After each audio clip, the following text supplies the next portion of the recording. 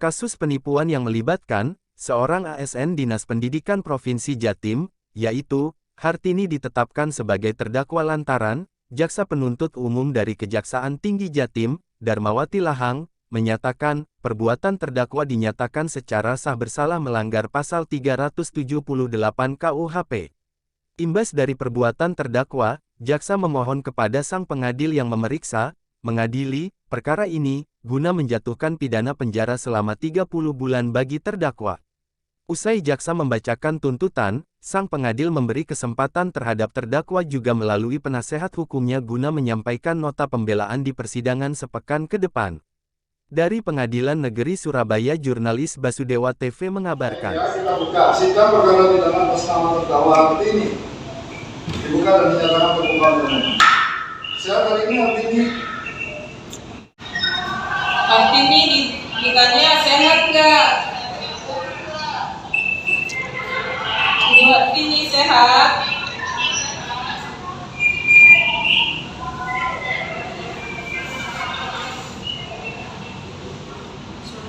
Ibu ditanya sehat. Tapi berusaha kuat. Oke.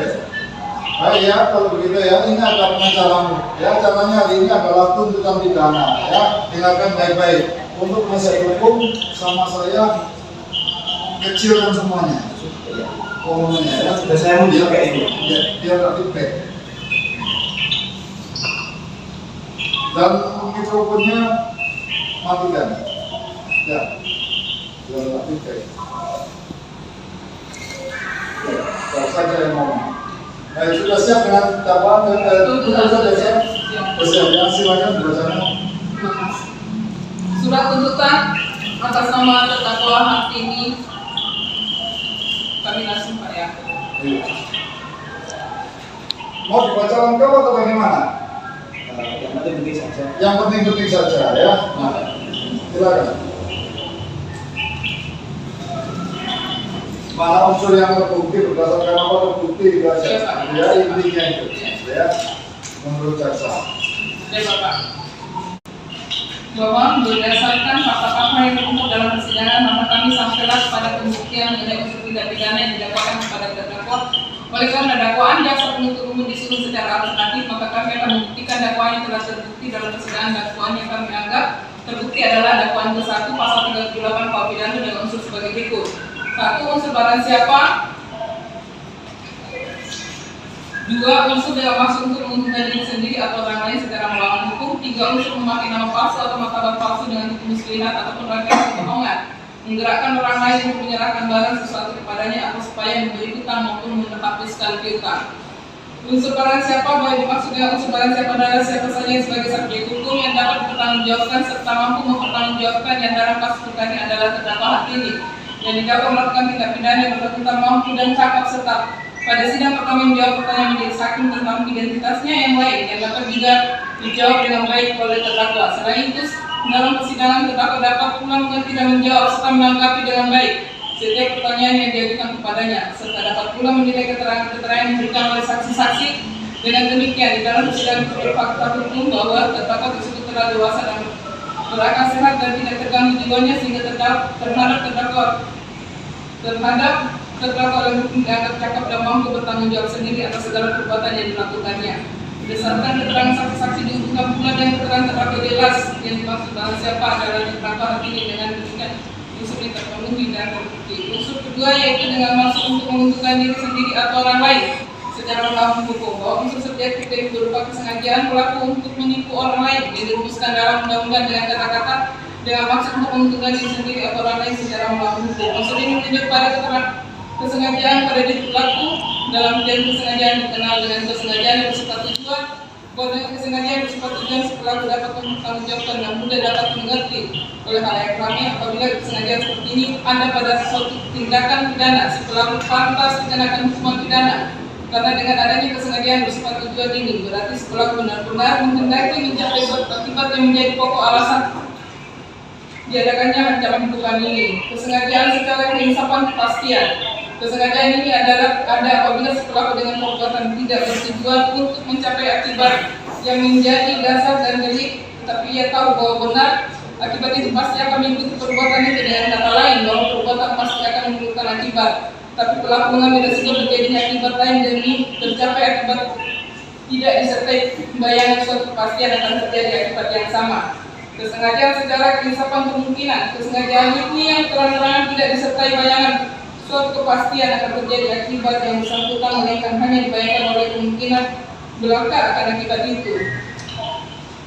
Pengertian kesengajaan pelaku penipuan secara teori adalah mencakup makna dengan menghendaki dan atau mengetahui, maka harus dapat dibuktikan bahwa terdakwa memang benar-benar telah bermaksud untuk menguntungkan diri sendiri atau orang lain secara melawan hukum, menghendaki atau sebenarnya mengetahui menyadari bahwa perbuatan sejak semula memang ditujukan untuk menyenangkan orang lain agar orang lain tersebut menyerahkan suatu benda, memberi hutang atau menghapus hutang kepadanya untuk pelaku delik. Itu adalah dengan memakai nama palsu, martabat palsu atau sifat palsu, tipu muslihat atau rangkaian kebohongan. Bahwa pelaku sejak semula memang bermaksud agar orang yang diberi informasi tadi bergerak menyerahkan benda, hartanya, dan seterusnya. Informasi bisnis tersebut adalah palsu, bohong, dan niat dengan semua itu memang bermaksud untuk menentukan diri sendiri atau orang lain.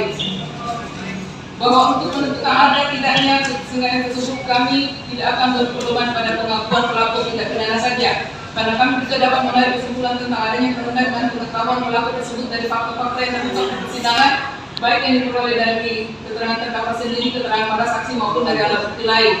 Dengan maksud diartikan tujuan tersekat bila pelaku masih membutuhkan tindakan lain untuk mencapai maksud itu harus ditujukan kepada menguntungkan diri, menguntungkan dengan melawan hukum, sehingga pelaku harus mengetahui bahwa keuntungan yang menjadi tujuannya itu harus bersifat melawan hukum.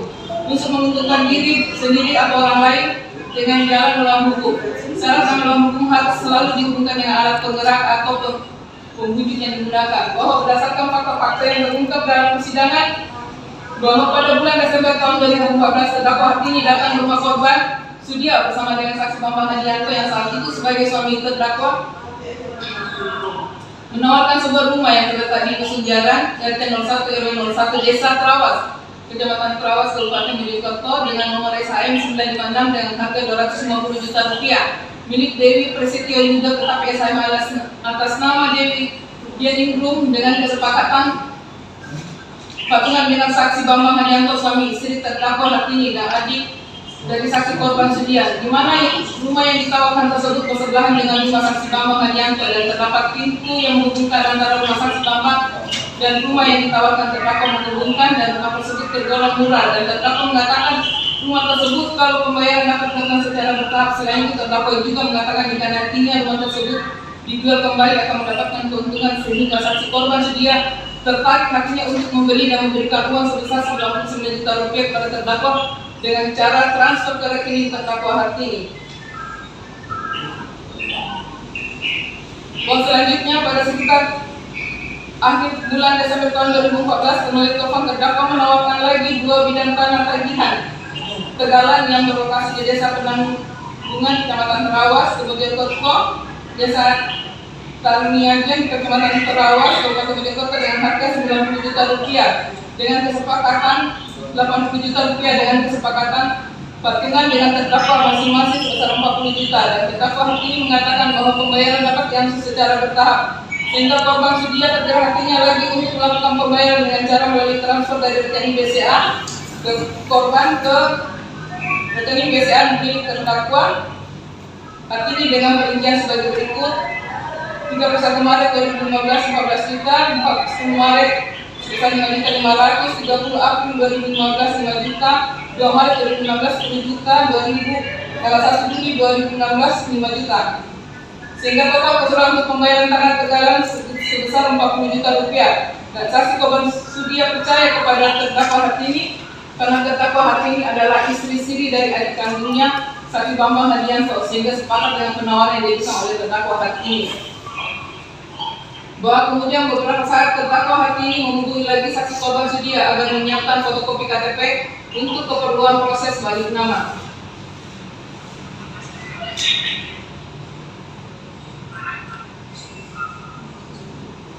Bahwa pada tanggal 24 April 2018 saksi korban Sudia mendatangi terdakwa Hartini di kantornya di kantor cabang dinas provinsi Jatim Wilayah Kabupaten Mojokerto menyerahkan sertifikat rumah SHM nomor 956 dan terdakwa hakim menjanjikan akan mengembalikan uang pembelian rumah yang terletak di dusun jarak RT 01 RW 01 Desa Trawas, Kecamatan Trawas, Kabupaten Mojokerto.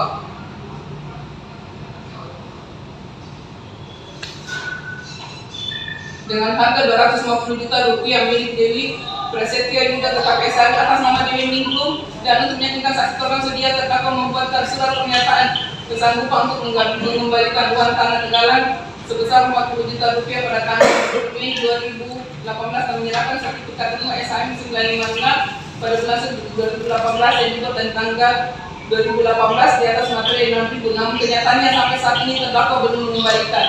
Uang akibat dari perbuatan terdakwa hari ini saksi korban sudah mengalami kerugian kurang lebih sebesar Rp390 juta sehingga terdakwa hari ini menguntungkan diri sendiri dengan melawan hukum, di mana terdakwa menyampaikan rumah yang terletak di dusun Jara RT 01 RW 01 Desa Trawas, Kecamatan Trawas, Mojokerto seharusnya milik saksi Sudia, bukan milik terdakwa hari ini. Dengan demikian unsur ini telah terpenuhi. Unsur ketiga, dengan memakai nama palsu atau martabat palsu, dengan tipu muslihat atau merangkaikan kebohongan, menggerakkan orang lain untuk menyerahkan barang berupa sesuatu padanya atau supaya memberi hutang maupun menghapuskan hutang.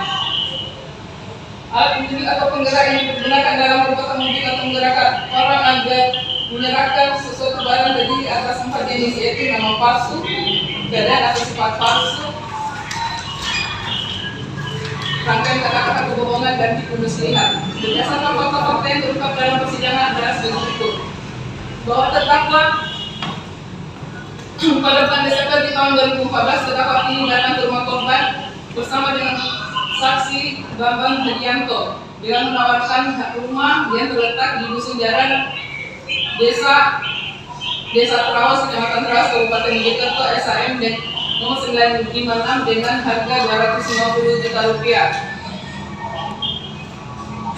Di mana rumah yang ditawarkan tersebut bersebelahan dengan rumah saksi Bambang Hadianto yang terdapat pintu yang menghubungkan antara rumah saksi Bambang dan rumah yang ditawarkan terdapat menghubungkan dengan rumah tersebut tergolong murah, dan terdakwa mengatakan rumah tersebut kalau pembayaran dapat dilakukan pembayaran secara bertahap. Sehingga saksi korban sedia percaya apa yang disampaikan oleh terdakwa hari ini, apalagi istri siri dari adik saksi sedia dan sepakat atas harga tersebut. Bahwa dalam kesepakatan tersebut di atas saksi korban melakukan pembayaran rumah nomor SHM 956 yang terletak di dusun Jara dengan cara melalui transfer sebesar Rp99 juta.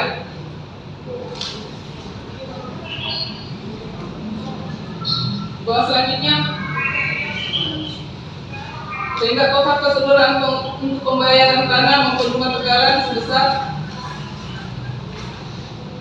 Rp339 juta. Dengan demikian unsur dengan memakai nama palsu atau martabat palsu dengan tipu muslihat ataupun rangkaian kebohongan, menggerakkan orang lain untuk menyerahkan barang berupa sesuatu padanya atau supaya memberi hutang maupun menghapuskan piutang yang telah terpenuhi dan terbukti menurut hukum. Sebelum kami sampai pada tuntutan pidana atas diri terdakwa, maka perlu pertimbangkan hal-hal yang memberatkan maupun hal-hal yang meringankan bagi terdakwa sebagai berikut: hal-hal yang memberatkan, perbuatan terdakwa merugikan orang lain; hal-hal yang meringankan, terdakwa bersikap sopan, terdakwa berkepentingan hukum. Berdasarkan pertimbangan sebagaimana telah diungkapkan di atas dan dengan memperhatikan ketentuan perundang-undangan yang bersangkutan khususnya pasal 38 KUH pidana, maka kami jaksa penuntut umum Kejaksaan Negeri Surabaya dalam perkara ini menuntut satu, supaya majelis hakim pengadilan negeri Surabaya yang memeriksa dan mengadili perkara ini memutuskan satu, menyatakan terdakwa hari ini terbukti secara sah dan meyakinkan menurut hukum sebagaimana dalam dakwaan melanggar pasal 378 KUH pidana, menjatuhkan pidana terhadap terdakwa hari ini dengan pidana penjara selama 2 tahun dan 6 bulan dikurangi selama terdakwa berada dalam tahanan. 3, menyatakan barang bukti berupa 1 butir rekening koran BCA, 1 lembar asli surat pernyataan pembelian rumah tinggal, 1 lembar asli surat pernyataan yang ditandatangani oleh terdakwa hari ini, 1 lembar asli surat somasi, 1 lembar fotokopi legalisir akta jual beli, 1 lembar print out legalisir perjanjian kredit, 3 lembar print out legalisir dan seterusnya, tetap termasuk dalam berkas perkara, menetapkan biaya perkara sebesar Rp5.000. Demikian tuntutan pidana ini kami bacakan dan serahkan pada sidang hari ini Rabu tanggal 23 Agustus 2023. Jaksa penuntut umum. Baik, silakan di sini sama Mas sebelumnya dikasih.